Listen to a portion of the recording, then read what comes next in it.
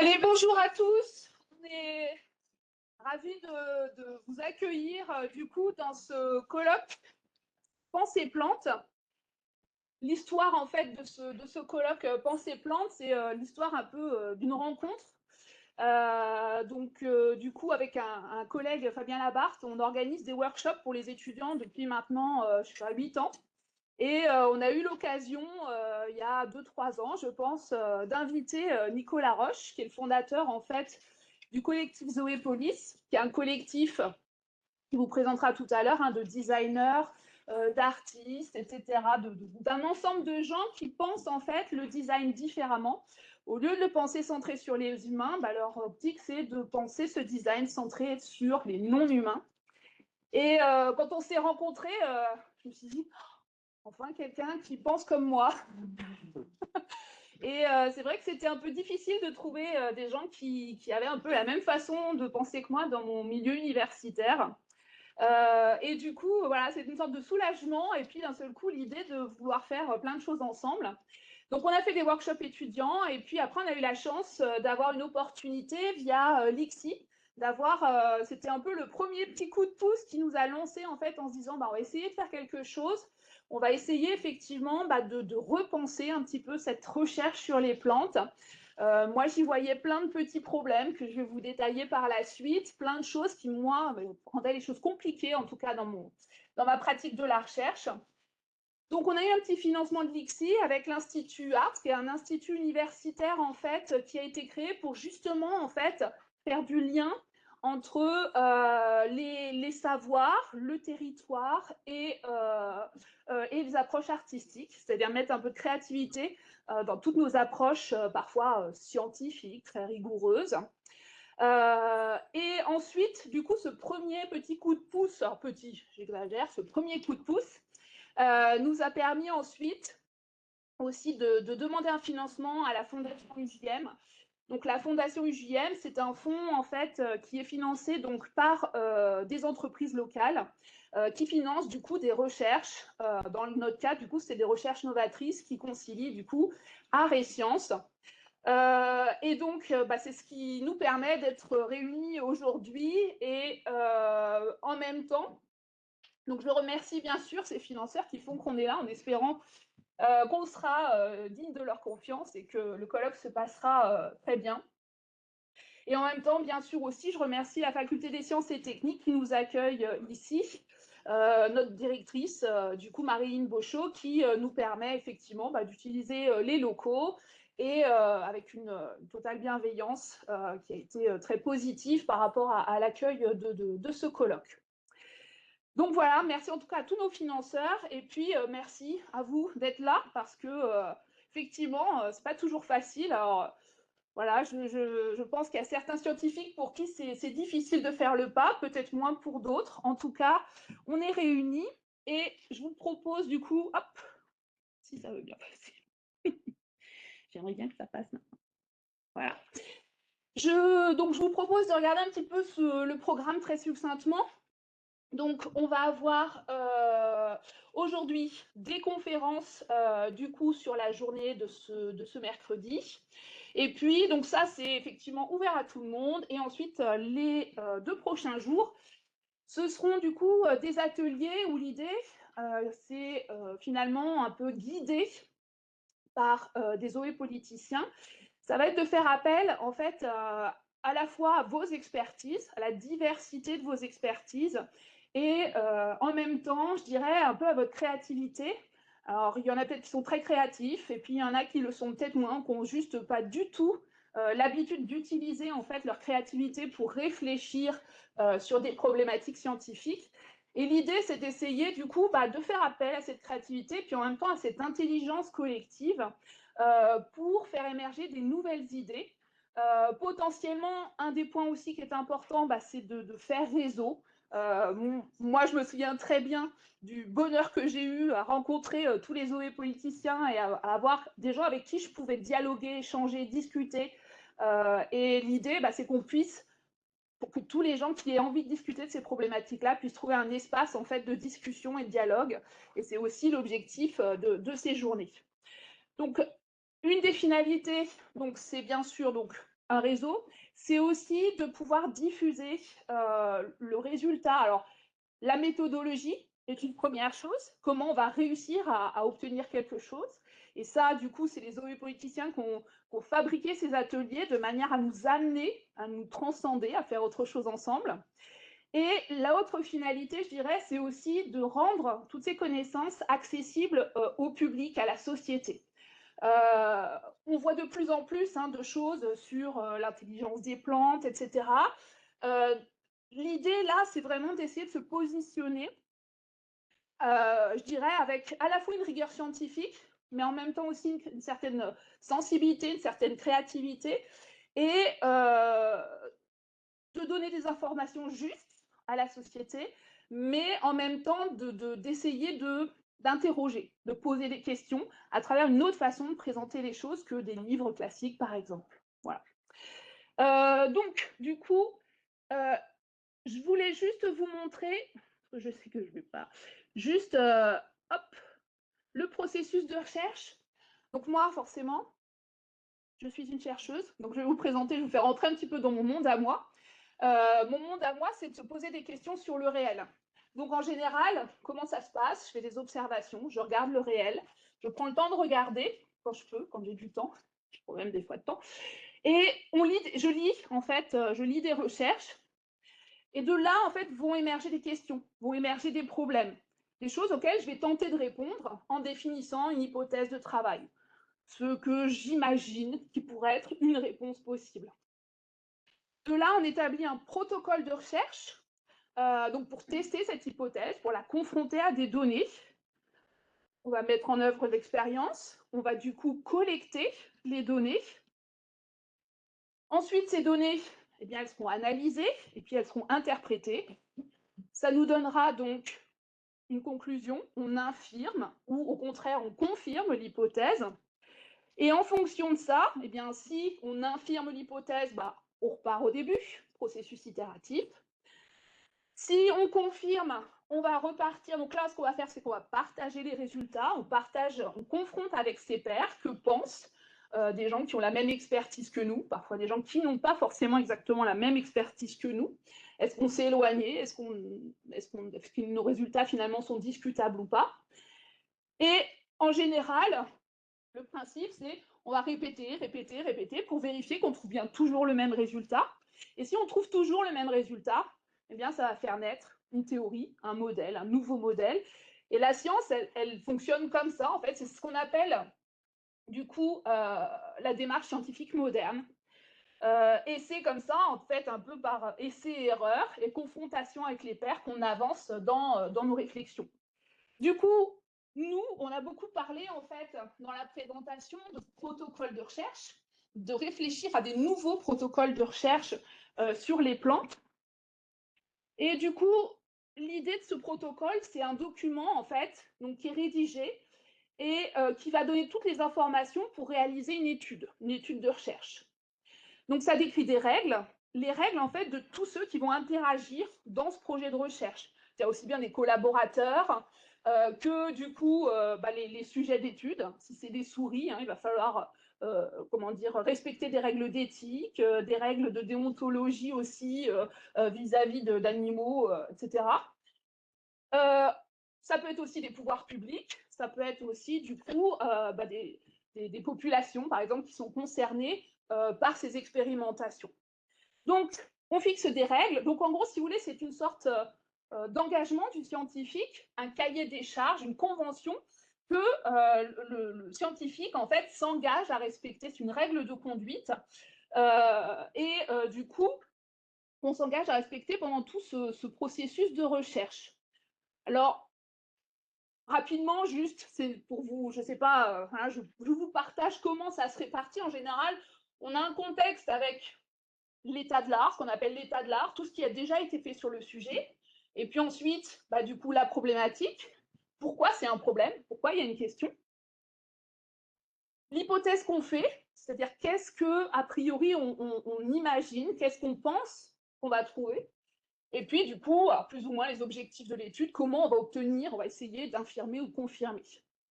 Et puis après, bien sûr, c'est ce qu'on appelle le matériel et méthode. c'est qui est-ce qu'on va étudier.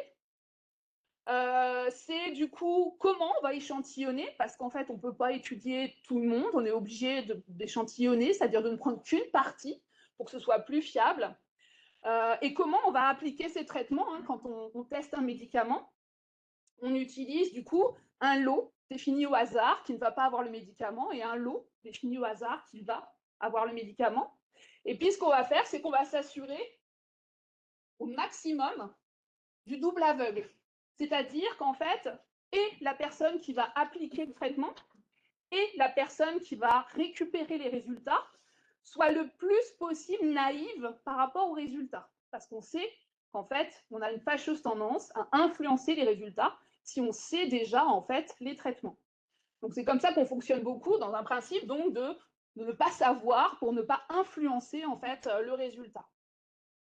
Donc ensuite, bien sûr, on mène l'expérimentation. Ça, c'est ce que je fais sous forme de travaux pratiques, de projets avec mes étudiants. Et en fait, c'est hyper important parce que rien ne se passe jamais comme on l'a prévu. Vous faites un protocole de recherche et quand vous voulez passer à l'action, eh ben, ça ne va pas. Les mesures ne marchent pas, les machines ne marchent pas, ce que vous aviez prévu ne fonctionne pas. Et du coup, il faut adapter à chaque fois pour qu'on puisse quand même aller tester notre hypothèse. Bon, un calendrier, un budget, et puis bien sûr des références bibliographiques et tout ce qui concerne, je dirais, les règles d'éthique, le conflit d'intérêts. Est-ce que vous travaillez avec une entreprise, je ne sais pas moi, qui fabrique ce médicament pour le tester, par exemple, et bien sûr toutes les conventions avec les parties prenantes. Donc ça, c'était juste pour vous montrer finalement un système assez contraint. Le scientifique, il est soumis à des règles d'éthique, de déontologie, et j'ai perdu mon troisième, l'éthique, la de l'ontologie, parce que je ne voulais pas vous montrer, c'était trop long. J'ai perdu mon troisième, c'est l'intégrité, c'est un point important tout de même. Donc l'intégrité scientifique, c'est-à-dire faire les choses correctement, rigoureusement, et dans une démarche en tout cas de ne pas vouloir tricher.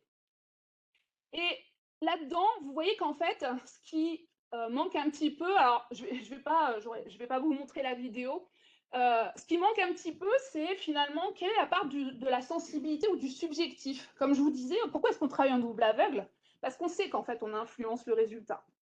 Et ce qu'il faut bien voir, c'est que depuis que la théorie quantique a été mise en place, qu'on a réfléchi le monde et la physique quantique, donc comment dire, les particules et de quoi on est tous constitués, on sait maintenant qu'en fait, toutes les observations sont dépendantes de l'observateur. J'avais mis ici une vidéo, je vous la laisserai, vous aurez la possibilité d'y accéder, mais c'est l'expérience des formes de Young. Ce que ça montre, c'est qu'en fait, quand on regarde une particule, eh bien, cette particule, en fait, elle a deux choses. Elle est à la fois une particule, mais en même temps, elle est tout le temps en mouvement. Donc, en fait, c'est en même temps aussi une onde.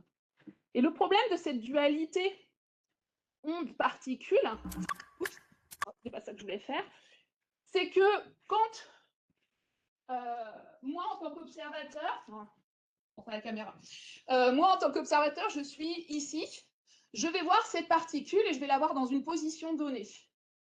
Si je me déplace ici, je vais la voir dans une autre position donnée à un moment T.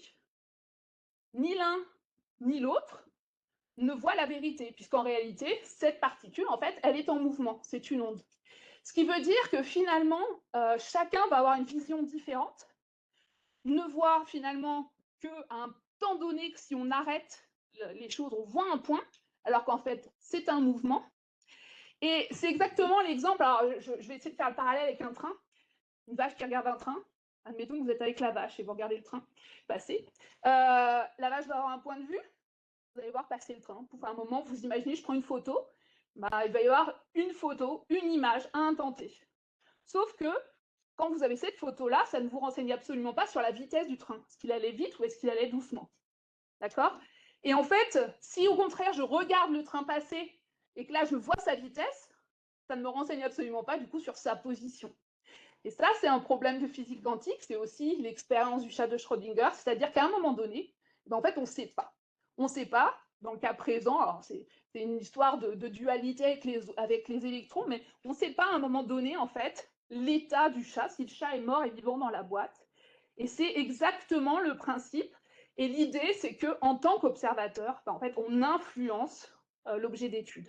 Et ça, c'est quelque chose que les scientifiques ont beaucoup de mal à admettre et qui pourtant, je pense, ne peut plus être négligé. Et cette sensibilité vis-à-vis des plantes et cette subjectivité, je pense qu'elle est extrêmement importante. D'où le colloque, d'où la naissance de ce colloque. Voilà pour une introduction, j'ai essayé un petit peu de vous présenter le monde de la recherche. Et du coup, je laisse la main à Isabelle.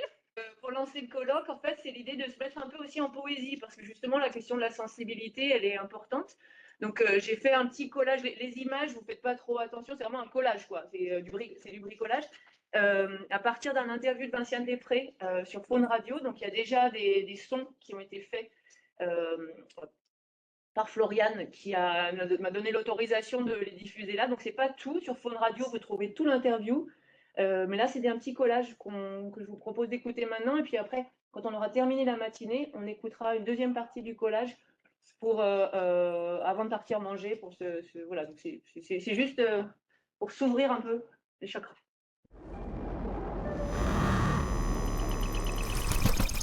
D'où est-ce qu'elles viennent ces idées qui nous font penser?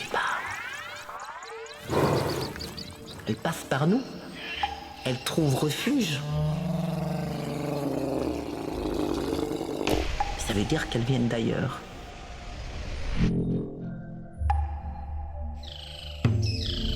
Phonoscopie 8. Vinciane Després.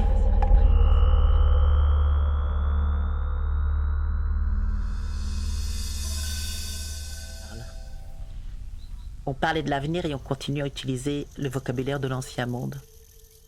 Et ce vocabulaire qui était totalement inapproprié, inadapté et même, peut-être même antagoniste du projet qui était en train de se penser, de vivre mieux, d'habiter avec des êtres. Par exemple, quand les architectes pensaient à un moment donné, comment assure-t-on la production du mycélium? On se rendait bien compte que le mot production était un mot qui venait de l'ancien monde et qu'on essayait justement de se libérer de ces façons de penser, de ces façons surtout de faire.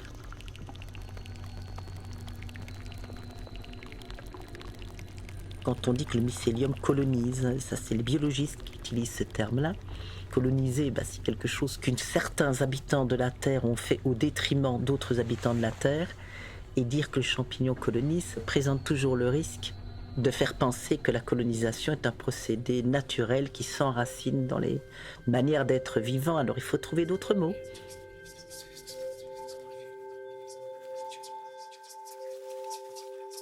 Le mycélium ne colonise rien du tout. Il explore. Il va où le mène son chemin. Et son chemin, il a un motif, le mycélium. On avance, on cherche des connexions et on espère une heureuse rencontre. Et donc, ça veut dire qu'on est déjà obligé, si on vit en mycélium, déjà la langue doit changer.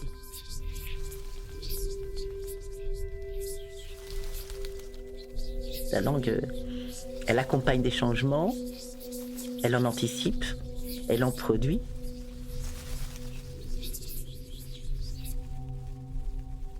C'est très facile, imaginez, vous vivez dans une maison mycélium. Et vous êtes là, et puis vous avez un sentiment qu'il y a quelque chose qui se dégage de l'ordre de la chaleur. Pourtant, votre thermomètre ne vous indique rien du tout. Donc il y a peut-être quelque chose qui est de l'ordre d'une perception sensorielle, d'une mise en rapport particulière, et qui fait que ce que vous vivez n'est pas mesurable objectivement, mais c'est le produit d'une mise en rapport entre un être qui est vivant, qui l'est moins parce qu'il hiberne, mais il est toujours vivant quand même, et un autre être qui demande l'hospitalité au mycélium.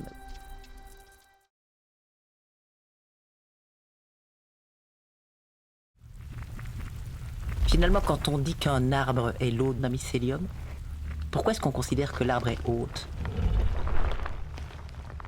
En fait, on fait une distribution des puissances d'agir qui est extrêmement inéquitable parce qu'ils se nourrissent mutuellement et le mycélium ne fait pas que nourrir l'arbre probablement. Il l'avertit de certains dangers, il le met en connexion avec d'autres arbres, bref, il fait aussi quantité de choses. Dire que l'arbre est celui qui reçoit, qui accueille, c'est une façon de distribuer le réel selon une ligne passif-actif qui est un peu trop bien et trop vite distribué. Et bien le problème va se poser aussi dans les maisons en mycélium pour ceux qui y habiteront.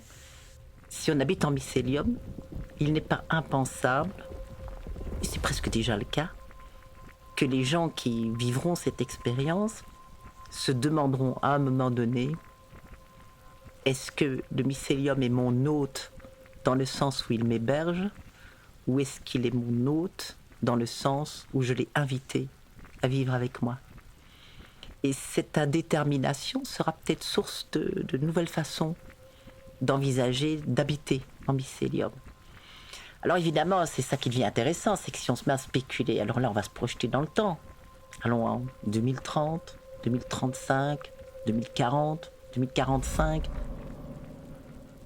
Et ça se sera passé avant ça.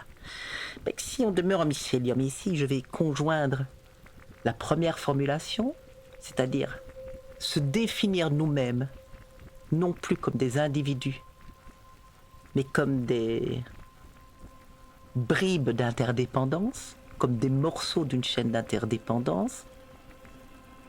Et là, je reprends une des propositions du biologiste Scott Gilbert qui disait « Nous n'avons jamais été des individus ». Parce qu'il est évident que nous ne sommes pas si autonomes que ce que nous avions voulu le penser. William James, le philosophe, médecin et psychologue, mettait déjà cette autonomie en cause, notamment dans notre rapport aux émotions, par exemple, en disant « mais nos idées, c'est pas ce que nous pensons, c'est ce qui nous fait penser ». En même temps.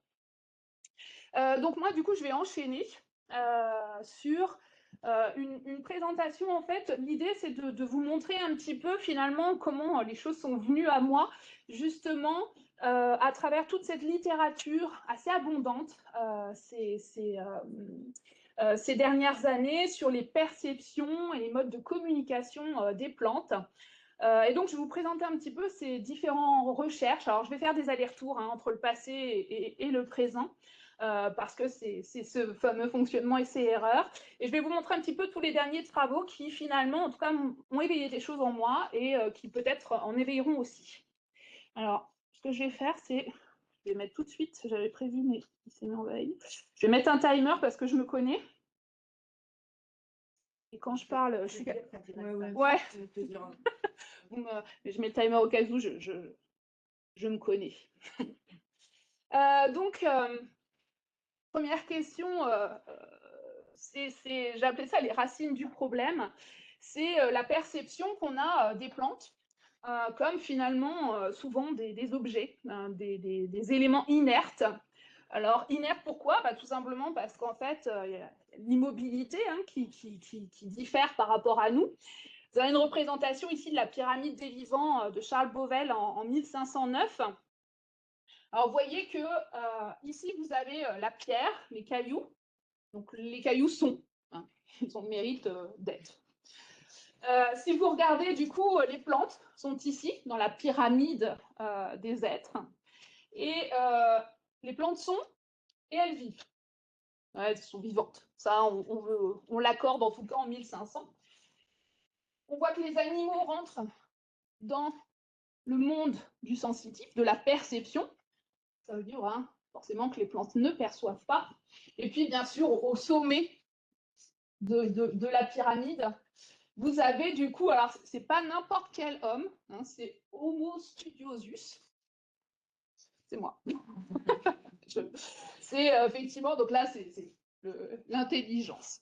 Alors, je vous montre cette représentation parce qu'en fait, finalement, on s'aperçoit que voilà, les choses sont bien ancrées, qu'elles sont restées depuis pas mal de temps et que c'est difficile effectivement de faire changer, en tout cas, cette perception des plantes.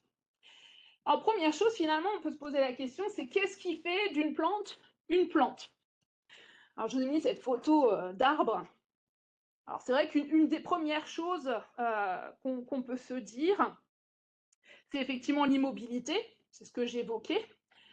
Et puis, il y a une autre chose qui fait la différence, c'est la capacité, on appelle ça l'autotrophie, la capacité de faire de la photosynthèse, c'est-à-dire de prendre de l'eau, de prendre de la lumière, un petit peu de minéraux, et de pouvoir fabriquer les éléments nutritifs qu'on connaît, les glucides, les lipides et les protéines. Et effectivement, donc, si on regarde, hein, les plantes sont à la base de la chaîne alimentaire.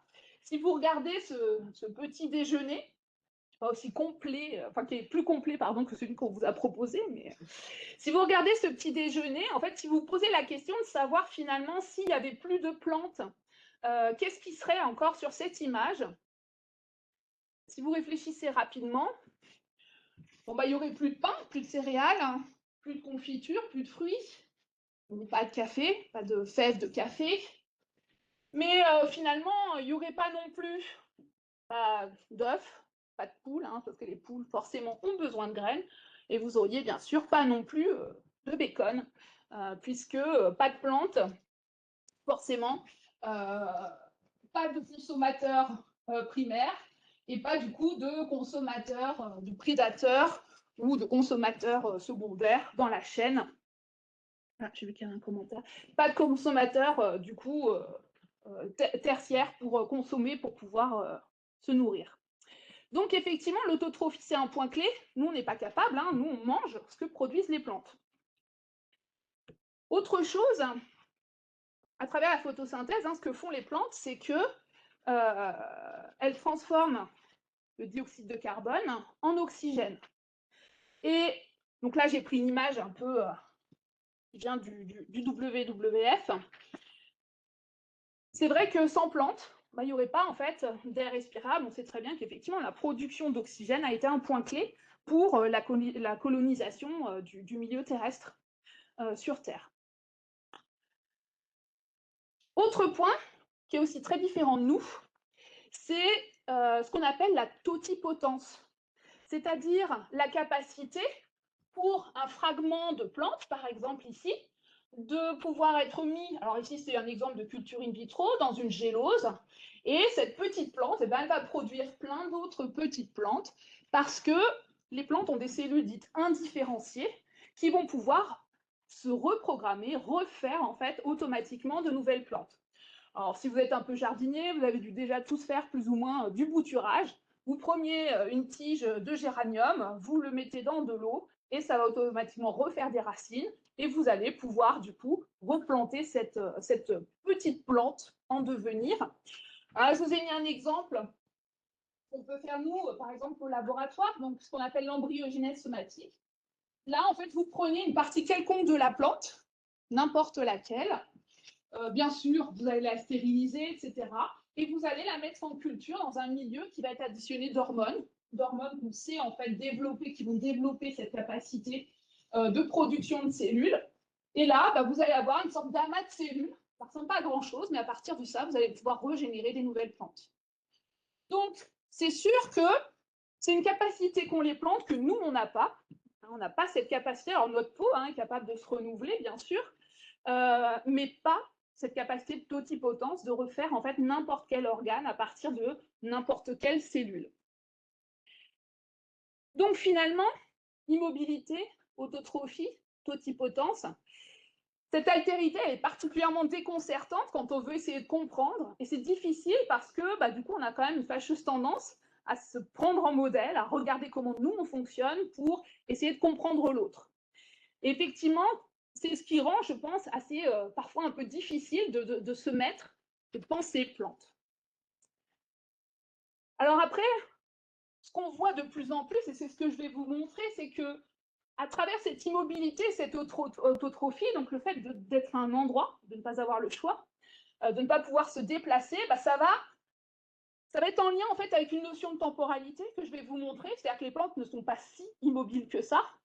Et puis aussi avec finalement le développement d'un univers sensoriel assez complexe, parce qu'il n'y a pas de moyen d'échapper, il n'y a pas d'échappement possible. Par rapport à cette totipotence, ce qui est difficile, c'est que nous, on fonctionne avec des organes différenciés, des yeux, un nez, des oreilles. La plante, elle ne va pas fonctionner comme ça. Chaque cellule va être comme une sorte d'individu avec une certaine autonomie. Et alors, dans certains on voit de plus en plus apparaître cette notion d'intelligence collective exactement comme on pourrait avoir chez les insectes sociaux, c'est-à-dire que finalement, chaque cellule a une sorte de vie propre, elle est capable de percevoir plein de choses, d'avoir tous ses sens en fait, et en même temps, elle œuvre à un fonctionnement global, un être global qui est du coup la plante. Donc ça fait partie des hypothèses, et on voit que tout ça finalement, le point commun, c'est la complexité, c'est-à-dire que nous, on ne fonctionne pas vraiment comme ça. Et on n'a pas non plus cette complexité de sens dont disposent les plantes. Vous voyez bien que du coup, c'est ce qui a permis de faire émerger les projets, le projet Alixi, c'est l'idée d'étudier des systèmes complexes qui nous sont difficilement accessibles. Alors, je reviens sur cette notion de mouvement. Darwin et son fils, en fait, déjà en 1880, avaient rédigé un livre, alors c'était vraiment sur la fin de vie de Darwin, qui s'appelait donc Du mouvement des plantes.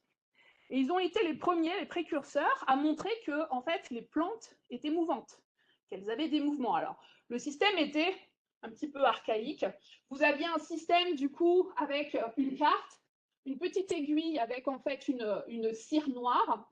Et en fait, ils suivaient le tracé de la plante et ça permettait de faire ce dessin. Alors, le livre est rempli de ces dessins de formes différentes.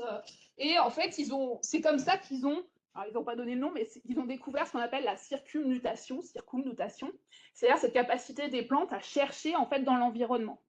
Donc là, c'est typiquement le cas d'un haricot. Vous voyez, qui tourne. Il cherche un support. Et une fois que ce haricot aura trouvé son support, eh bien, il va continuer à grandir. Qu'est-ce qui fait la différence ici par rapport à l'étude précédente? C'est un problème de temporalité. C'est la magie du time-lapse. C'est qu'ici, en fait, on fait des images toutes les 10 minutes et on accélère tout. Et là, d'un seul coup, vous voyez la plante bouger. Donc, en gros, quelle est la différence finalement? C'est que les plantes sont capables de bouger, mais elles ne bougent pas à la même vitesse que nous. C'est une histoire de temporalité qui se joue en fait ici. Alors, il existait quand même des mouvements rapides. On sait qu'il y a eu dans l'histoire des plantes qui sont capables de faire aussi des mouvements qui sont, je dirais, à notre échelle visuelle. Bien sûr, une des plus connues, c'est la plante carnivore, donc la Dionée muscipula. Alors, ce qui est amusant, juste pour l'histoire, c'est qu'en fait, cette plante, elle a été découverte en Caroline du Sud, et la description décrit une plante assez étrange qui ressemble à un piège à lapin, qui va en fait, du coup, se refermer sur les mouches. Et du coup, alors, ça s'est diffusé. Des échantillons ont été envoyés en fait à un botaniste anglais, du coup, qui était John Ellis, au jardin botanique de Kew. J'avais en anglais, j'avais pas repris le mot dans le bon ordre. Au jardin botanique de Kew. Et du coup, lui-même, intrigué par cette plante, l'envoie en fait en 1769 à Linné. Linné qui dit du coup au fait de sa gloire, qui venait en fait de créer Systema Naturae, donc la classification de tout ce qui est vivant. Donc c'est ce qui fait qu'on nous nomme Homo sapiens en genre et en espèce, c'est cette échelle de nomination du vivant. Et là, il y a eu un blocage. Linné n'a jamais reconnu, malgré des observations, malgré des faits qui montraient clairement que la plante, en fait, se refermait sur la mouche. Et puis quand elle se réouvrait, il ne restait plus que la carapace qui était vide, bien sûr. Il n'a jamais voulu reconnaître que cette plante, elle était capable de manger, en fait, de manger un insecte. Pour lui, c'était juste inconcevable, en fait, qu'une plante soit capable d'autre chose. Alors, il y a eu des théoristes qui disaient que c'était les mouches arrivaient un peu par erreur sur la feuille se fermait, parce que, un peu, en gros, on pensait au départ que c'était comme un mimosa, comme une sensitive, que je vais vous présenter juste après. Donc en gros, elle était sensible, dès qu'on la touchait, hop, elle se fermait, mais par contre, elle ne pouvait pas manger. Puis longtemps, du coup, on est resté avec cette idée de plante insectivore, alors qu'on savait très bien que il y avait déjà des observations, des plantes étaient capables de manger des petits lapins, des chauves-souris, etc. Le terme carnivore, c'était pas possible pour une plante. C'est marrant de voir à quel point, finalement, on a beau voir les choses, avoir les faits devant nous, il y a plein d'autres choses qui font qu'en fait, on n'est pas capable de dire et de mettre les mots en fait qui correspondent aux faits qu'on observe. Et donc, effectivement, dans le cas de ces plantes carnivores, en fait, il a fallu attendre encore Darwin, c'est lui qui a commencé à parler de plantes carnivores. Donc il a fallu attendre 1880 dans ces années-là pour pouvoir vraiment parler de ces plantes. Autre plante, je vous en ai mis, donc, vous avez Josiane qui est ici, une petite plante carnivore, que je ne vais pas taquiner, hein, parce que sinon, elle va se fermer, ça la fatigue. Autre exemple, la sensitive, donc le Mimosa pudica, que vous connaissez peut-être. Donc en fait, quand vous touchez ces petites folioles là, eh bien, hop, elles se referment automatiquement à une vitesse tout à fait visuelle. Vous voyez tout de suite, vous avez peut-être déjà joué avec.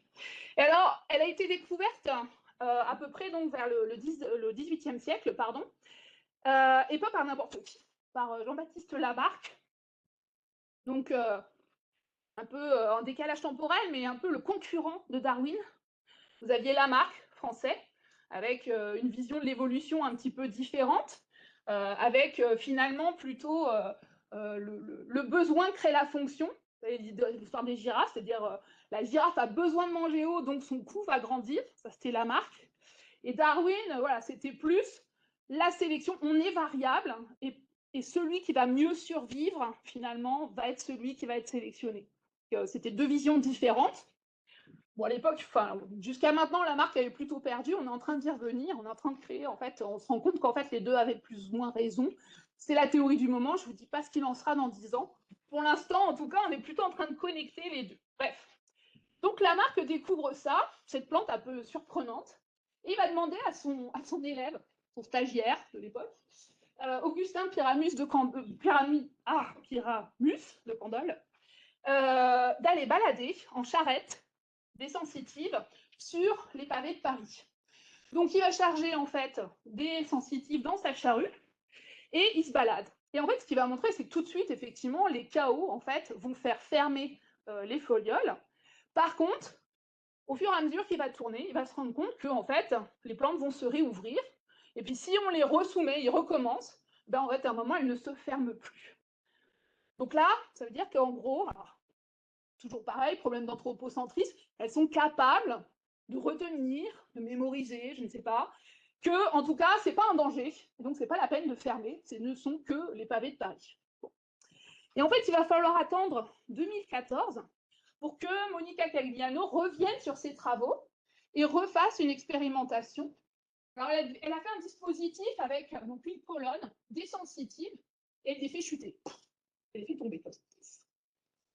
Donc, elle les fait tomber. Pas hyper naturel, d'ailleurs, elle a été beaucoup critiquée là-dessus. C'est pas un traitement super naturel. Et on voit qu'elle regarde, en fait, à chaque fois, ouverture, fermeture des folioles. Alors, pour vous montrer le résultat de l'étude, ce qui se passe, c'est qu'en fait, elle fait ce qu'on appelle une phase d'entraînement. C'est-à-dire qu'en fait, pauvre sensitive, elle les fait, l'entraînement, c'est les faire tomber 60 fois. Bon. Donc, en fait, assez rapidement, hein, la sensitive va arrêter. Donc, vous voyez, ici, c'est le degré d'ouverture des folioles. Donc, en fait, assez rapidement, en fait, on va regarder avec, on va peut-être regarder avec, ici, c'est avec beaucoup de lumière, et ici, c'est avec peu de lumière. On va regarder avec peu de lumière, on voit qu'assez rapidement, hein, près de 80% des folioles restent en fait ouvertes. Bon, ok, du coup, 60 fois, j'ai compris, pas la peine de fermer, parce que c'est quand même un peu énergétique à chaque fois.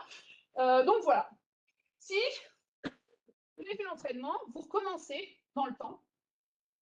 Vous refaites au bout de 10 minutes, vous laissez la plante tranquille 10 minutes, vous refaites au bout de 10 minutes, elle ne ferme plus. 1 heure, elle ne ferme plus, 2 heures, elle ne ferme plus, 6 heures, elle ne ferme plus. Et puis ici, vous dites, bon, c'est peut-être parce qu'en fait, elle est fatiguée, hein, qu'il y en avait 60, ça faisait beaucoup. Là, ce que vous faites, c'est que vous prenez le pot et vous le secouez très fort. Bon. Mais personne n'est mort. Donc, du coup, là, vous voyez que hop, toutes les feuilles, toutes les folioles se referment. Ça veut dire que ce n'est pas une histoire de manque d'énergie, ça veut juste dire que, bah, ici, ce signal-là, c'est plus un signal associé avec un danger. D'accord? Vous refaites derrière, hop, elle ne referme plus ses folioles. Bon, elle a compris. J'aime pas bien, mais c'est difficile, pas toujours facile de savoir quel mot utiliser. Maintenant, vous laissez 28 jours ici, dans la zone verte. 28 jours, vous laissez les plantes tranquilles, vous les arrosez, tout va bien, et vous recommencez la même. Et là, au bout de 28 jours, elle ne ferme plus ses feuilles. Donc, il y a un stockage d'informations quelque part, c'est-à-dire qu'en tout cas, ce message, il est là. Il est là, et elle ne va pas fermer, sauf, elle ne ferme plus, par contre, jour au second, elle ferme ses feuilles. D'accord? Donc, comme une sorte de mémoire chez la plante qui est capable d'associer finalement ce mouvement-là avec un pas de danger. Donc ça, c'était ma partie sur le mouvement pour vous montrer qu'en tout cas, du mouvement est possible. C'est un problème de temporalité. Maintenant, revenons sur ces problèmes d'autotrophie. Je vous disais, du coup, ça va développer un univers en fait sensoriel assez complexe. Vous êtes une plante, vous êtes figé, vous avez besoin pour vivre de lumière, d'eau, de sels minéraux. Vous avez besoin d'éviter au maximum, en gros, des prédateurs, tout ce qui peut vous attaquer, les poisons, etc. Donc, on imagine qu'effectivement, il y a tout un champ de perception sensorielle, en fait, qui va se développer pour pouvoir évaluer la qualité, en gros, de l'environnement.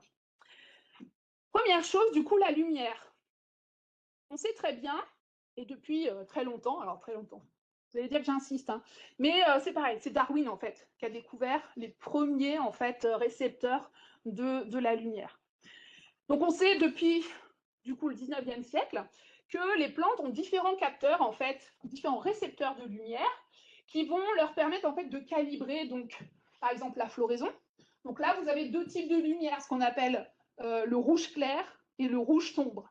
Elles sont capables de percevoir les deux, et en fonction de la balance, eh ben, vous allez avoir floraison ou pas floraison. Vous allez avoir, bien sûr, des cryptochromes qui, elles, vont faire que, par exemple, la plante, si elle est dans le noir, elle va s'étioler, elle va pousser, en fait, mais avec, du coup, des grandes tiges, et puis elle ne pourra pas faire photosynthèse, donc elle n'a pas de feuilles vertes. Et puis, vous allez avoir aussi ce qu'on appelle le phototropisme, la plante qui va chercher absolument la lumière, hein, parce que c'est sa survie. Et donc, du coup, elle va s'orienter à travers différents capteurs. Donc ça, c'est connu. Il y a encore pas mal de choses qui montrent qu'en fait, certaines de ces, par exemple, l'auxine, on sait maintenant qu'en fait, l'auxine est présente dans le règne animal. Les équivalents d'auxine sont présents dans le règne animal un peu partout. Et que certains des cryptochromes qui ont été décrits, en fait, sont présents dans tout le règne animal et permettent, par exemple, la localisation magnétique pour les oiseaux, pour la migration. Donc, Rius a d'autres rôles aussi chez... après, c'est courant dans l'ensemble du règne vivant. Ok, elle capte la lumière, jusque-là, tout va bien. Maintenant, la question, c'est, est-ce qu'elle est capable, là, est-ce qu'elle est capable de me voir passer? Est-ce que cette plante, elle est capable de me reconnaître moi, par exemple? Alors, c'est la question que se pose à travers cet exemple qui est la plante caméléon, Bocchilla trifoliata, qui, du coup, est une plante qui a été découverte assez récemment par Giannoli. Du coup, je crois que la publication, elle date de 2021. Donc, en fait... Alors, attendez, j'ai perdu. Du coup, la plante Bocchilla, au départ, j'ai perdu qui est Bocchilla de départ. Ah, c'est A. Non, là, elle est déjà en train d'imiter. J'ai perdu. Bref, en tout cas, vous avez la vraie Bocchilla, mais qui est cachée, qui est là. Elle est là, la vraie. Et après, vous voyez qu'en fait, donc c'est une vigne qui a besoin en fait de support pour grandir. Et en fait, ce qu'elle fait, c'est que elle va grandir, elle va potentiellement grandir et être en contact avec plusieurs espèces. Et en fait, ce qu'elle fait, c'est qu'elle mime. Alors, elle mime, elle fait un peu ce qu'elle peut, hein. Mais elle mime, en fait, elle va changer la forme de ses feuilles en fonction, en fait, de la plante sur laquelle elle pousse. Donc, vous voyez, par exemple, ici, ça, c'est Bocchilla. On voit qu'en fait, la feuille est quand même beaucoup plus coriace, beaucoup plus vert foncé, etc. C'est-à-dire que ce n'est pas qu'une question de forme. Vous voyez qu'ici, elle est capable de faire des petits pics, comme la plante, en fait, qui est là. Elle est capable d'imiter, une même plante peut imiter jusqu'à 7 espèces différentes du fait de sa croissance. D'accord? Donc, là, se poser une énigme autour de ça, c'est finalement, qu'est-ce qui explique que cette plante soit capable de mimétisme? Alors, pour la première chose, hein, c'est que Giannoli s'est dit, bon, déjà, à quoi ça sert? Ce qu'il a montré, c'est qu'en gros, là, il a regardé en fait le taux d'herbivorie sur différents supports. Pas de support, la plante haute et une tige sans feuilles. Ce qu'on voit, c'est que l'herbivorie est beaucoup plus faible Donc lui, il part du principe en disant le fait d'imiter, c'est une façon d'imiter, donc de se camoufler et d'être moins consommé, d'être moins mangé par des phytophages. Bon, la question se pose, comment la plante peut faire ça? Alors là, le débat court toujours. Plusieurs possibilités. Première chose, c'est la plante hôte envoie des messages chimiques et la Bokila reçoit et du coup imite la plante sur laquelle elle est. Théorie favorisée par les auteurs initiaux, c'est les plantes ont des bactéries endosymbiotiques et c'est ces bactéries endosymbiotiques qui vont finalement transmettre le message. Et la théorie des yeux, des ocelles, qui a été une théorie qui avait été développée par Darwin. Alors, pour vous montrer, du coup, les auteurs ont fait un test. Donc là, vous avez Bokila, c'est les petits losanges qui sont du coup violets. Ça, c'est la plante sur laquelle ils l'ont fait pousser. Donc, Rhamnus spinosus, les petits triangles bleus. Et puis, du coup, ça, c'est Bokila qui imite sa plante hôte avec les petits carrés orange. Et ils ont regardé, du coup, les communautés endophytes de bactéries. Et vous avez ici une représentation graphique qui mesure un peu les similarités. D'accord? Donc, quand les points sont proches, ça veut dire qu'ils ont les mêmes communautés. Quand les points sont éloignés, ça veut dire qu'ils ont des communautés différentes. Okay. Donc, à travers ça, qu'est-ce qu'ils montrent? Eh bien, ils disent, regardez, ici, on a Rhamnus, ici, on a Bokila sur Rhamnus, et puis là, on a Bokila toute seule. Donc, ils ont fait un super papier dans Scientific Reports, qui est une très grosse revue, en disant, oui, c'est probablement une histoire de bactéries, puisque les communautés bactériennes sont différentes. Là, on parle d'intégrité scientifique, c'est que moi, je suis statisticienne. Moi, quand je vois ça, en fait, je ne suis pas convaincue. Alors, pourquoi? Parce que déjà, c'est une analyse qui est de très mauvaise qualité. Au lieu d'utiliser les données brutes, en fait, ce qu'ils utilisent, c'est les classes par an. La plus grande, le numéro 1. Le plus de bactéries, numéro 1. Le moins de bactéries, numéro 40. D'accord? Donc, c'est des analyses statistiques qui sont très peu puissantes, très mauvaises. Puis, je me suis amusée à transformer le graphique et à enlever tout ce qu'ils avaient mis, en fait, autour, y compris les petits barycentres, les moyennes, tout ça. Quand vous regardez ça tout de suite, c'est un peu moins convaincant, en fait. Vous voyez, alors ça, je suis d'accord, il y a 2 points qui sont super éloignés. Mais au final, OK, il y a des différences, mais vous voyez que là, ça pose quand même une question en termes de fiabilité du résultat. Moi, j'aurais envie d'en voir plus d'échantillons, plus de réplicas, refaire la manip pour vraiment voir si effectivement il y a quelque chose ou pas. D'accord? Donc, sans remettre en cause leurs travaux, ils ne sont peut-être pas très doués en stats, mais ça pose quand même la question de se dire, est-ce qu'on a vraiment ici des communautés bactériennes différentes? Autre hypothèse qui a été creusée, une hypothèse, donc c'est Jacob White et Felipe Yamashita, qui ont du coup essayé de faire pousser des Bokila sur des plantes en plastique. L'avantage de la plante en plastique, c'est qu'elle n'a pas de chimie, enfin, c'est en plastique, mais a priori, elle n'a pas une odeur de plante, et que, a priori, elle n'a pas non plus de communauté bactérienne. Et ce qu'ils ont montré, c'est qu'effectivement, en tout cas, les feuilles avaient tendance à imiter en fait les feuilles en plastique. Donc, vous avez les Bokila qui sont ici, les feuilles en plastique qui sont au-dessus, et en fait, elles grimpent sur le support et elles finissent en fait par imiter en partie. Alors, je vous dis en partie parce que vous voyez, c'est pas non plus une science exacte. Alors, actuellement, ce que sont en train de faire Felipe et František Baluska, vous voyez, c'est ils usinent maintenant.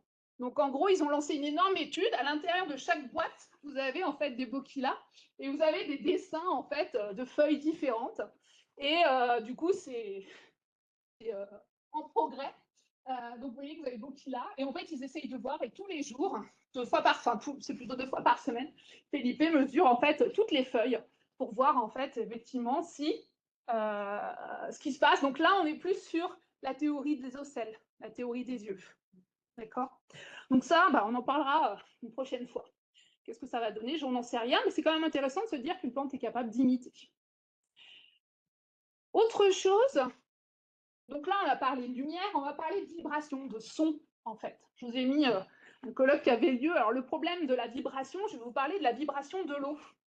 Est-ce qu'une plante est capable de reconnaître le son de l'eau et de se diriger vers le son de l'eau?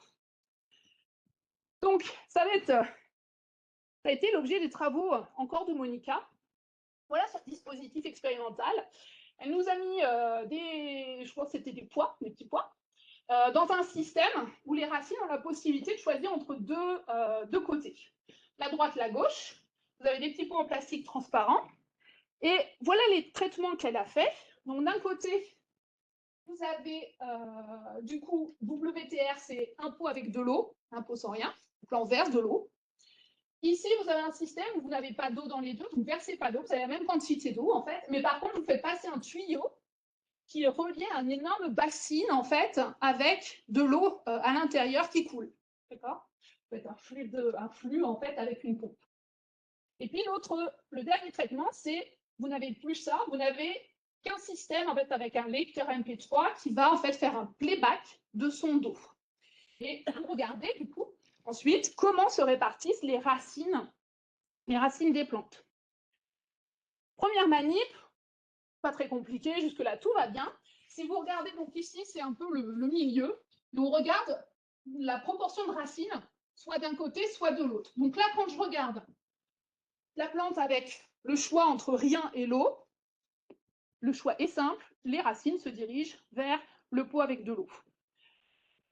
Plus étrange, si je regarde le pot avec du coup le tuyau qui diffuse le son de l'eau, les plantes se dirigent plutôt vers ce pot-là. Ça veut dire qu'en fait, au-delà de l'eau, les plantes se dirigent finalement vers la vibration de l'eau qui est diffusée en fait autour du pot. Si on regarde les essais de playback, c'est un peu plus compliqué. Donc vous avez rien contre du coup l'enregistrement d'eau mitigé. Ici, du bruit. En fait, vous diffusez un bruit, en fait, et là, oh, la plante, quand même pas trop. Les racines vont plutôt de l'autre côté. Ici, vous avez une diffusion, en fait, une sorte de bruit blanc. La plante, les racines vont plutôt de l'autre côté. Et si ici, vous ne jouez pas du tout contre rien, là, on voit qu'on revient à peu près à un 50-50. D'accord? Donc, du coup, résultat un peu mitigé. On voit bien quand même que quand il y a bu de l'eau, bah, ça marche un peu mieux, mais c'est quand même pas super convaincant. Donc, elle a refait d'autres manips. Et elle a regardé, donc, bruit de l'eau contre eau. La plante va vers l'eau, hein, les racines se dirigent en fait vers l'eau. Bruit d'eau contre bruit quelconque. Kiff. Par contre, si je mets un bruit blanc contre le bruit de l'eau, elle se dirige vers le playback avec l'eau. C'est pas aussi flagrant qu'elle l'aurait voulu, mais quelque part, ça laisse quand même penser à travers, on va dire, cet élément-là et cet élément-là, qu'en tout cas, la plante est capable la racine, en tout cas, est capable de percevoir les vibrations de l'eau et de se diriger, en fait, vers ces vibrations. Alors, autre chose, je ne sais pas si la vidéo va marcher par contre, j'espère.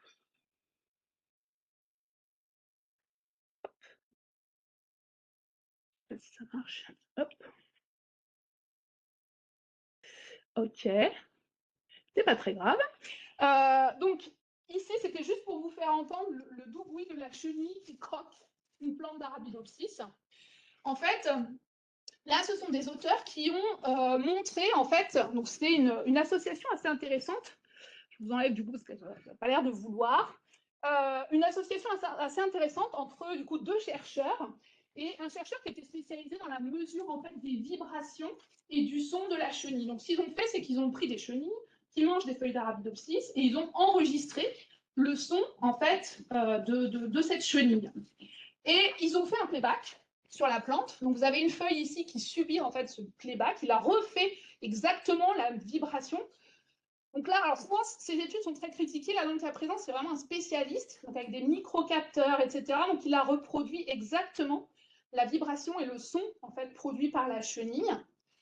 Et du coup, ce qu'on mesurait, donc ce qu'a mesuré l'autre collègue, la dame qui est plutôt, elle, physiologiste, ils ont mesuré, en fait, la production de glucosinolate, c'est-à-dire, vous savez, c'est les composés soufrés qu'on retrouve dans le chou. On apprécie plus ou moins, hein, c'est génétique, il y en a qui aiment, il y en a qui n'aiment pas, mais c'est des composés de défense. Et en fait, donc là, vous avez la feuille qui subit le playback, la rosette, et une feuille systémique, c'est-à-dire une autre feuille qui n'a pas subi le playback. Et en fait, ce qu'on voit, c'est que la feuille, du coup, qui subit le playback, quand elle a le playback, en fait, elle va avoir beaucoup plus de composés de défense, significativement. La plante qui est en face, qui elle n'a pas eu de playback, vous voyez que le signal sonore en fait est quasi inexistant. Eh bien, pareil, elle va recevoir le message et elle va produire plus de composés de défense. Et enfin, la rosette, elle, par contre, rien du tout. Et ce qui montre, c'est qu'en fait, effectivement, quand vous remettez des insectes sur les plantes, eh bien, les plantes qui produisent plus de glucosinolates ont beaucoup moins d'attaques. Donc, ça veut dire que juste le fait de diffuser le son de la chenille a permis en tout cas à la plante de lancer le mécanisme de défense, ce qui veut dire qu'elle est capable de percevoir en tout cas ce son.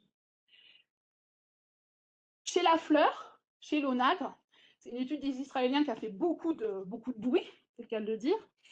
Ils ont fait aussi, donc là pareil, ils ont vraiment travaillé avec des spécialistes, ils ont mesuré à la fois le son et les ondes, et ils ont diffusé en fait un son de bourdon à des fleurs en fait, des fleurs d'onagre. Et pardon, ce qui montre, c'est qu'en fait, en l'espace de quelques minutes, vous avez une montée de nectar en fait à la perception en fait de ce son. Et vous avez une augmentation de 20% du sucre pardon, dans le nectar. Avec l'idée, forcément, en gros, pareil, j'anthropocentrise, excusez-moi, mais j'entends le son d'un pollinisateur, je ne suis pas sûre qu'il y en aura d'autres, je fais du nectar, je le rends très sucré, en espérant attirer un autre pollinisateur pour réaliser la fonction de reproduction, parce qu'il va falloir plusieurs pollinisateurs pour pouvoir transférer le pollen. Donc, résultat aussi assez surprenant. Je vois que je suis à 34 minutes. Ouais, je me dépêche. Du coup, ici, je vous parle juste d'odorat et de goût. Je vais montrer un exemple. Tu me dis 5 minutes? Ouais, 5 minutes, oui. Alors, je vais vous montrer juste peut-être rapidement, je vais partir plutôt. Alors, ça, c'est un exemple de cuscute. La cuscute, c'est une plante parasite qu'on appelle la plante vampire. Donc, vous voyez qu'en fait, elle se fixe sur les plantes et elles finissent par les tuer en fait en consommant toutes leurs ressources. Et des auteurs ont fait un test. Donc, vous faites passer une cuscute par un trou en fait au milieu, vous la faites pousser, et vous avez une sorte de cylindre en fait de papier, et vous la mettez en face de différentes plantes, et vous regardez en gros comment elles poussent et ce qu'elles préfèrent. Et vous répliquez ça des tonnes de fois, et qu'est-ce que ça donne? Quand vous mettez juste un pot avec de l'eau humide, pas de choix. Si vous mettez une délicieuse tomate de 20 jours, eh bien, dans ces cas-là, vous allez avoir 24 individus qui vont se localiser vers la tomate. Donc, ça veut dire qu'ici, la plante, en tout cas, se dirige, elle est capable de percevoir, en tout cas, le signal olfactif de la tomate. Et pour vérifier que c'est bien l'odeur uniquement, cette fois-ci, ce qu'on fait, c'est qu'en fait, on diffuse uniquement, on n'a plus la plante, on diffuse l'odeur de la tomate ici. Ici, on diffuse juste l'odeur du solvant. Et en fait, dans ce cas-là, on voit qu'en fait, 22 plantes vont aller vers l'odeur et 8 ne vont pas y aller. Donc, on sait effectivement que les plantes sont capables de percevoir les odeurs, de réagir, d'envoyer des signaux d'alerte. Du coup, j'accélère. Je le savais, hein, je me doutais que je parlais trop. Donc là, je vous ai juste mis de manière assez succincte ce qu'on connaît de manière très mécanistique sur la détection des agresseurs. Donc, que ce soit des composés chimiques, que ce soit des dommages physiques. On sait maintenant, donc c'est capté sur les membranes. On ne connaît pas trop bien les capteurs encore.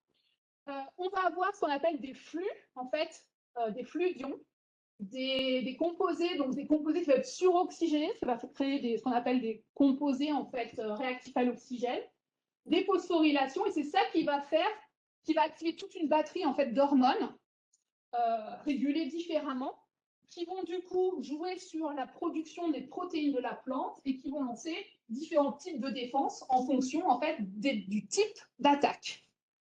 Alors je veux juste vous montrer qu'en fait, si ça marche, c'est toujours pareil. J'ai l'impression que ça va pas marcher. Bon, vous verrez, Je vous remettrai bien sûr les vidéos en accès.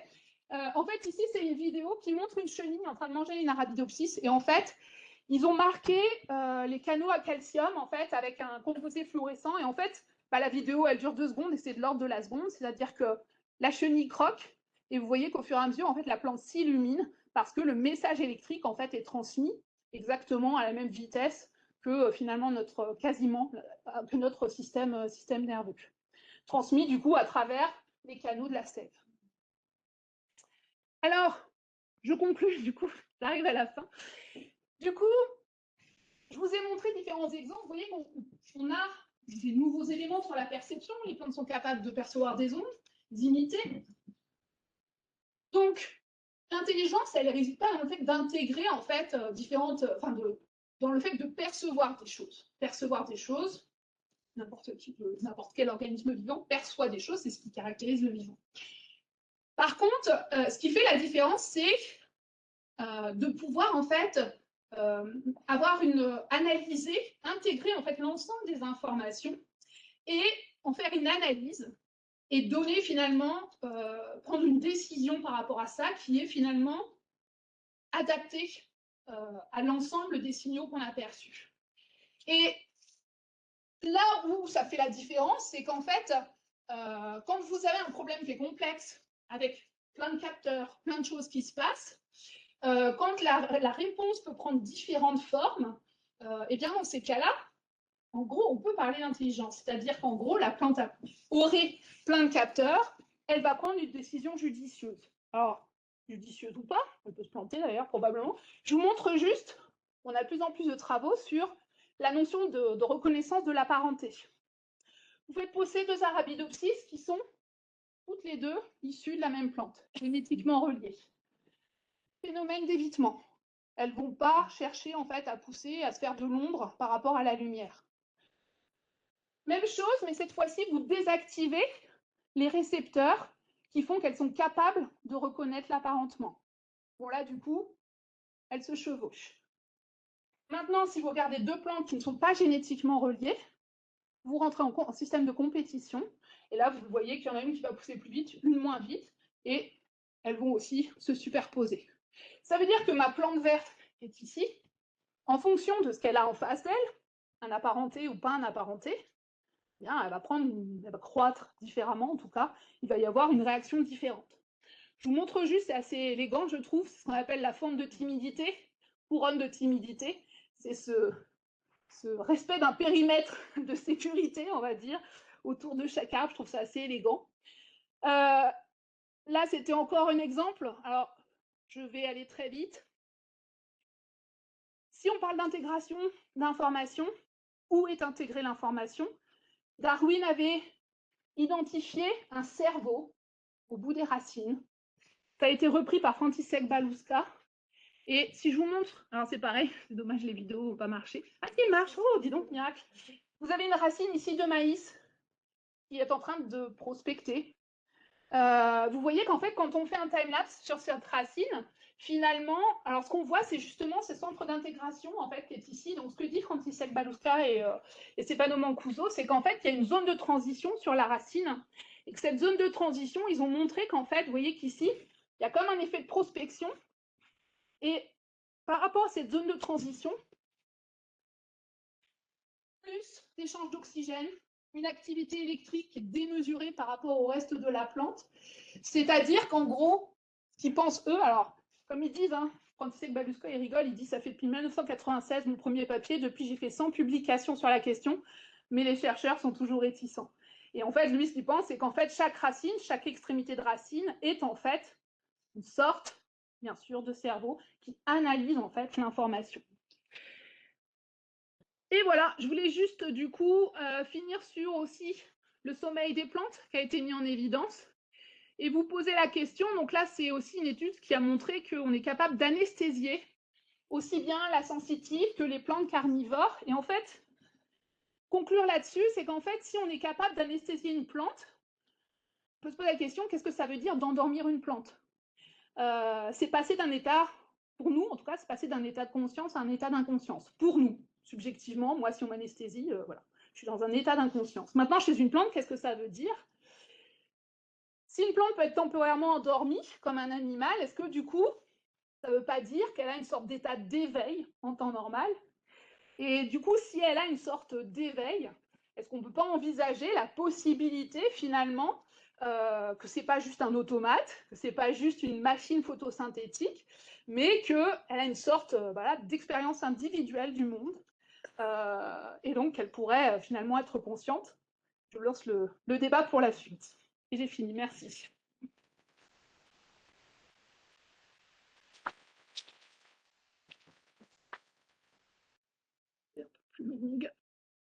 Je ne sais pas si vous voulez, du coup, comme je pense que j'ai un peu débordé. Si vous avez des questions. On n'a pas de micro à faire passer. Ouais, tu répètes les questions à haute voix quand on les a. Moi, j'en avais une, c'était sur le fait d'imiter une plante. Est-ce que ça peut être aussi, plutôt que de se cacher, une vie sociale, comme on imite les gens avec qui on est, parce que c'est des gens qui étudient ça. Alors, en fait, on se rend compte qu'il y a de plus en plus, il y a eu des mises en évidence qui montrent que, qui montrent que de plus en plus de plantes imitent des plantes qui sont en succès évolutif, en particulier les graminées, le blé, l'avoine, l'orge, etc. Elles vont mimer progressivement, évolutivement, là plutôt à des temps quand même relativement longs, plutôt de l'ordre des années. Et en fait, c'est juste que du coup, alors je ne sais pas si c'est pour la relation sociale, ce qu'on dit nous en tant que scientifiques, c'est juste que imiter une plante qui marche bien, c'est intéressant parce que du coup, il y a un effet d'entraînement et du coup, elle va être prise avec les graines de blé, donc elle va pouvoir être semée, etc., etc. Et ça favorise, on va dire, sa survie. Le problème scientifique, c'est que lui, il voit toujours tout en termes de théorie de l'évolution, ce qui est favorable pour la survie et la reproduction. Donc, après, il existe des plantes, il y a un cas de plantes dites eusociales, de plantes en fait, donc qui est elle, notre corne d'élan. Il existe où en fait il y a plusieurs individus sur un arbre et chaque individu va avoir en fait une fonction différente, exactement en fait comme les insectes sociaux, comme les abeilles, les fourmis, les termites. Et donc il y a des plantes qui sont vouées à la reproduction, des plantes qui sont vouées à capter l'eau. Et donc c'est vraiment tout un système en fait de plantes qui vont avoir des fonctions en fait différentes. Je pense que j'avais mis une photo, qui vont avoir en fait des fonctions différentes, donc une sorte de système social de coopération en fait. Et ben, ça répond.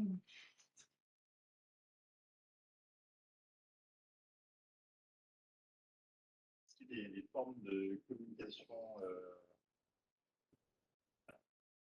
entre les plantes et les champignons au niveau justement des débuts des racines?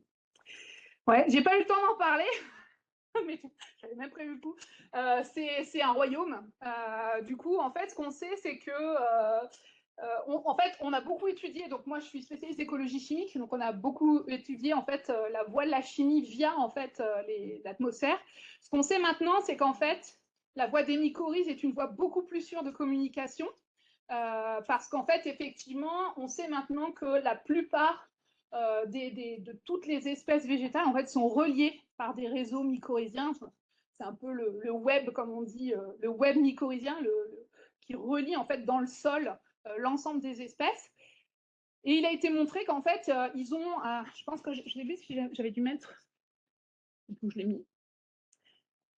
J'ai mis plein d'exemples d'études qui ont été faites là-dessus. En fait, donc maintenant, c'est clair qu'on sait très bien qu'il y a énormément de messagers chimiques qui sont transmis via les mycorhizes. Donc là, j'ai mis 3 exemples de publis, mais il y en a plein. Et on sait que du coup, ça crée aussi des systèmes de coopération.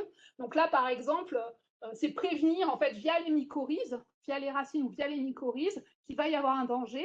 Et on prévient les autres plantes du danger. Du coup, les plantes qui n'ont pas subi le danger se retrouvent en fait à fermer leur stomate en prévision parce que celle-là a été agressée en fait.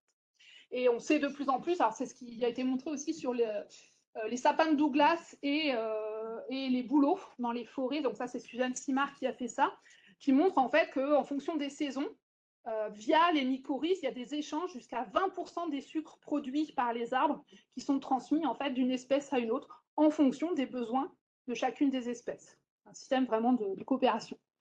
Oui. L'idée de communication. Là, c'est très rapide en fait. Ça peut être, là, c'est de l'ordre, alors je ne saurais plus dire, là, ces manips-là, c'est, à mon avis, c'est de l'ordre de l'autre cas, enfin, très rapide, de l'ordre, à mon avis, de moins d'une journée, moins de 24 heures en tout cas. J'ai plus précisément l'étude en tête, mais moins de 24 heures. Il y a des questions en ligne. Oui, des questions en ligne. Ah. Y a-t-il une différence entre les études en labo et les études in situ? Alors, il y a des études en labo qui sont in situ. Je ne sais pas après. Le problème de. Alors, pourquoi est-ce qu'on essaye de faire une majorité des études en laboratoire, en système contrôlé? Parce que c'est souvent la seule façon d'essayer de cibler un processus particulier. Mais le problème, c'est que du coup, on n'intègre pas la complexité du système. Par contre, quand on est sur le terrain, on est souvent critiqué parce qu'en fait, on a plein de cofacteurs et de covariables et que c'est très, très difficile en fait de devoir étudier tous ces cofacteurs et toutes ces covariables. Donc, c'est toujours la difficulté entre essayer de réduire à un mécanisme en laboratoire, qui est du coup pas très réaliste, et être sur le terrain, et là, au contraire, avoir beaucoup de covariables qui font que ça devient difficile à interpréter. Mais les deux sont faits en tout cas. Reste que ces protocoles, comme vous voyez, il y a beaucoup de protocoles sur lesquels c'est souvent extrêmement critiqué. Ces publics-là sont des publics qui ont eu beaucoup de difficultés à passer, qui sont souvent répliqués beaucoup de fois avant de réussir à passer, je dirais, le crible de la review scientifique. Merci pour la présentation. Dans ces différentes publications que vous avez mentionnées, au moment où vous avez parlé de vocabulaire, vous êtes revenu souvent sur cette approche anthropocentrique. Est-ce que vous avez observé un glissement de vocabulaire ou de nouveaux termes qui émergent, justement, qui traduisent un changement de posture? Le problème, c'est qu'en fait, c'est du très politiquement correct dans la plupart des publications scientifiques. Tout dépend du niveau qu'on regarde. Si on regarde la publication scientifique, de toute façon, si vous voulez que ça soit publié, il faut rester dans le politiquement correct. Donc, tout est tourné de manière à ce que, justement, on anthropocentrise très peu. Le problème, c'est que moi, je suis enseignante. Donc là, vous voyez, ces cours-là, il y a certains de mes étudiants qui sont là et qui l'ont déjà eu. C'est difficile, en fait, quand on parle, de ne pas essayer de transposer en utilisant en fait ce vocabulaire pour qu'on arrive à comprendre, à toucher du doigt en fait. Et moi, je sais qu'à chaque fois que je le dis, je me dis, j'aimerais avoir d'autres termes, mais en fait, je les ai pas. Et du coup, voilà, j'utilise des choses que je connais tout en sachant très bien qu'ils ne s'appliquent pas forcément en fait. Donc, à part prévenir mon auditoire, je ne peux pas faire autrement, mais c'est vrai que je n'ai pas d'autres mots. Je n'ai pas forcément le vocabulaire. Je pense que ce serait probablement de nouveaux mots qu'il faudrait, en fait. C'est ça le problème. Une dernière question. Oui, vas-y. Ouais. Ah, je sais pas. C'était savoir si, en dehors des mycorhizes, les plantes ou les arbres peuvent faire ce passage d'informations via les racines ou voire des supplémentations. Est-ce que vraiment les mycorhizes sont nécessaires dans l'environnement, l'écosystème de ces plantes et arbres? Alors, il me semble, mais sans avoir de certitude, qu'en tout cas, en interespèces, je pense que pour l'instant, à mon avis, les mycorhizes, le réseau mycorhizien est nécessaire. En intra-espèces, pour des individus d'une même espèce, je pense qu'il existe des mécanismes de racines qui peuvent fusionner, qui peuvent en fait se fusionner les unes aux autres. J'ai vu ce schéma sur des arbres, ça m'a étonné. Ouais. Et qui ne mobilisaient pas les mycorhizes. Ils faisaient directement des connexions. À travers, qui font des connexions. J'ai vu, mais par contre, je ne sais pas si ça a été beaucoup étudié ou très courant. Parce que moi, je l'ai vu une fois, mais j'avoue que je n'ai pas beaucoup plus. Blanche, peut-être, ta petite question d'étudiant. Juste la dernière.